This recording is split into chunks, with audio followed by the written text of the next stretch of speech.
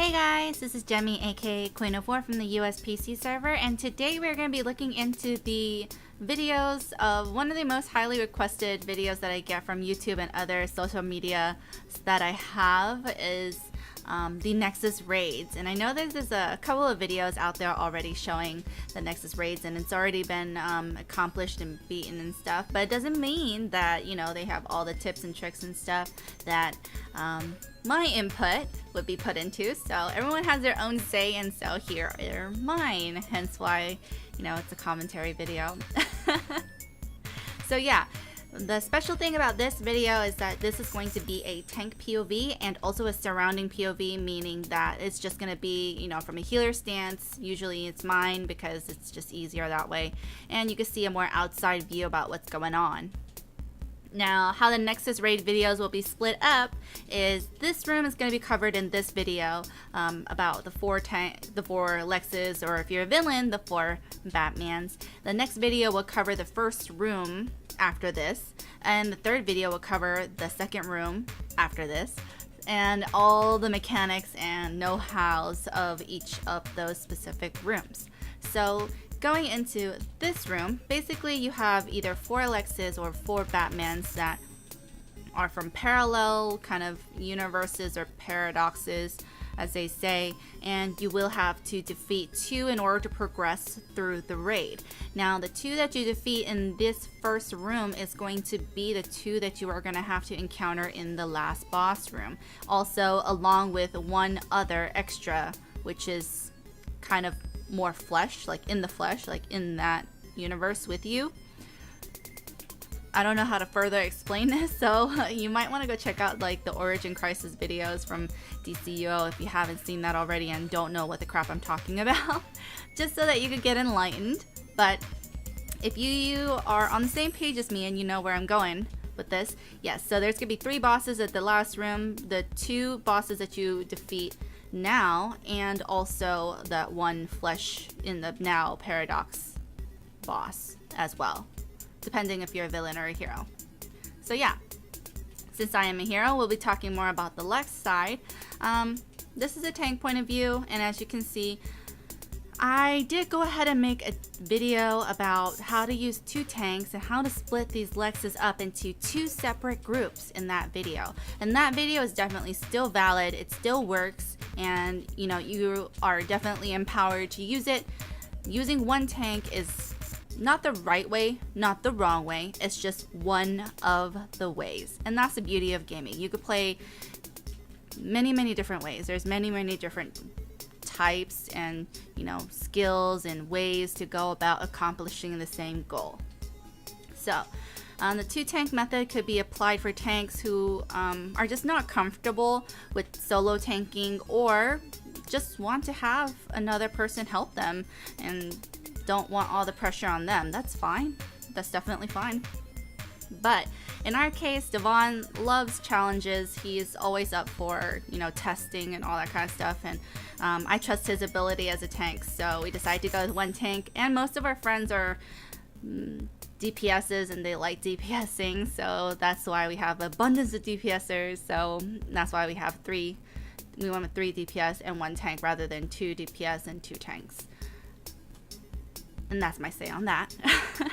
So going back to this video that we are in the now.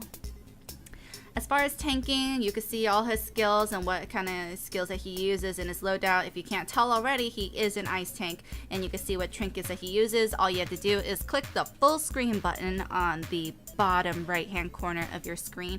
Make sure to click the HD so you can see all the nice and crisp details surrounding you, and so that you could tell which one's which, what skill is what from the bar.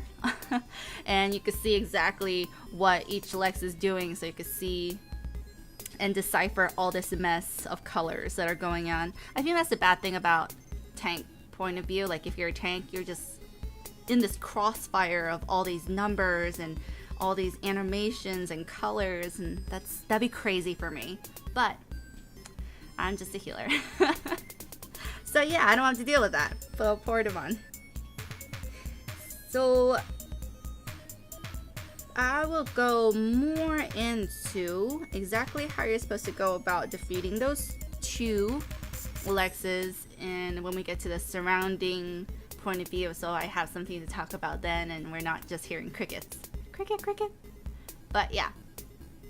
So if you are interested in seeing how Devon tanks and such, you might want to replay this portion of the video to see exactly what kind of skills he rotates and how he rotates them and see what kind of trinkets he uses. So if you want to shell out all his secrets and stuff, I don't know. So going into the surrounding point of view, this is actually taken from a different footage of a different group, including myself and Devon, of course, but it was from a different day. And this day was actually the day where there was a little bit of difference in the Nexus. I would say kind of like a glitch or a bug that was in the raid where the Lexus were hitting significantly harder than they should have been. The devs have noticed this and are going to make the necessary changes to get that fixed. So if you see a lot of people dying, that's why, is because there's more damage because of the bug. So just ignore that part. But we still did make it through, so just letting you know. So yeah, going back into how to defeat the Lexus, it's very, very important that you have a voice communication of some kind. Either use TeamSpeak, use Ventrilo, yeah, Vent or Ventrilo, that's the full name. I heard Mumble was one I just recently learned about. If you don't have any access to any of those three, or some kind of other voice thing such as Skype, if you need to, you could use the in-game voice chat. I know a lot of people don't like it, but it's useful. Just keep it on. Just turn it on for the raid. When you leave the raid, turn it off because of LFG and stuff. But during the raid, turn it on so that you can see what's going on and you can hear what's going on around you. It's very important for that communication because you want to definitely pick out the two Lexus that you're gonna target before the fight even starts and which Lex you're gonna go after first. We decided in this group that we're gonna go after Future and Space Commander. So everyone's supposed to target Future. Now if you lose your target like I did, you have to kind of struggle to find it back again. But once you get it, make sure to keep your target lock on it. So that's the trick. And everyone has to focus on that one boss at one time. You can AoE it, you can single target it depending on what type attack you use or weapon type you use. But it's very, very important that everyone attacks the same mob, or at least target locks the same mob. And that's where the voice comes in. And also another way for voice communication to help you is if, let's say, someone died or someone dropped, then you can easily call out, hey, partner of mine somewhere close by. Hey, someone's down. Can you go get him since they're closer to you? Or maybe that person didn't see because they were focusing on the boss, but the person that died is right behind them, so they can't turn around to see that. So you would notice that, and you'd be able to let them know to make sure for them to go and pick your teammate up so that you have the extra healer, you have the extra troller, you have the extra damage, so you don't lose any of that.